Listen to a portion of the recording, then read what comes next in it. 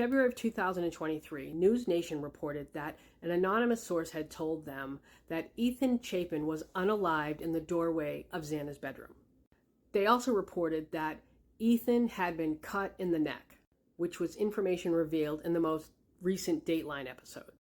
Fast forward about 6 months, and Kaylee's mother is doing an interview with the Drunk Turkey podcast. And she says that Hunter Johnson told her and Steve, Kaylee's dad, that he had been called over to the house because the roommates had been trying to get in touch with Xana and couldn't reach her, which we know to be true now, and that they were trying to get into her room and couldn't get into her room. And she said that Hunter told them that Ethan's body was blocking the door, and that's why the surviving roommates couldn't get into the room. Now, last month we learned that when Dylan was running downstairs to Bethany's bedroom, she caught a glimpse of Xana lying on the floor of her bedroom. And the way it's written in the document is that her feet were towards the door and her head was towards the wall. This is Xana's bedroom. Now, if you look to the right of Dylan's elbow, you'll see sort of a white corner.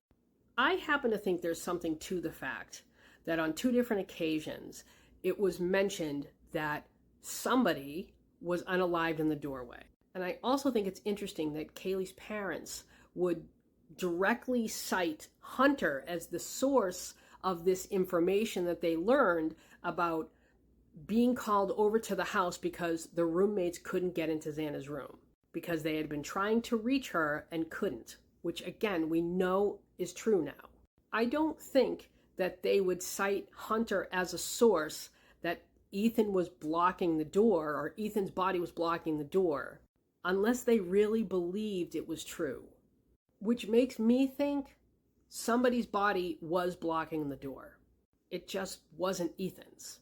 In the document, it just says, on her way, meaning Dylan, on Dylan's way, she noticed Xana lying on the floor of her bedroom with her head towards the wall and her feet towards the door. Now, they're not direct quoting Dylan here, which means that whoever wrote this document most likely is just filling in the blanks.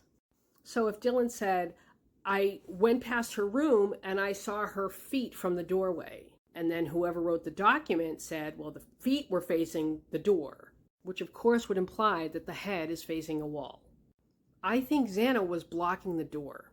I think her feet were right underneath where the doorknob is. And the door was open just enough, probably for the suspect to get out, before rigor had set in, which means her body would be a little bit easier to move. And so I think they tried to get into Xana's room, but her feet were blocking the door and they couldn't move her. But because of the way the door opens, they could only see to my left. They couldn't see into the room, they couldn't see the bed, they couldn't see the walls.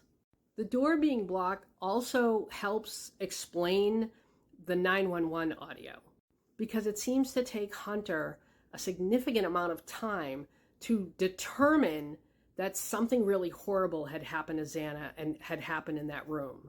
And if that door had been open, as in he could just walk through it, he would have seen what had happened in that room almost immediately. But instead, we hear, oh my God, and then a few beats, Xana, a few beats, Xana. And then when Dylan is talking to 911, we hear what sounds like a scream. The only thing in my mind that explains that is if his vision was somehow blocked. And it would also explain why he announced himself. This is something that has been puzzling me since we first found out that Dylan saw Xana, because it made it difficult to line up the audio with what was in the document.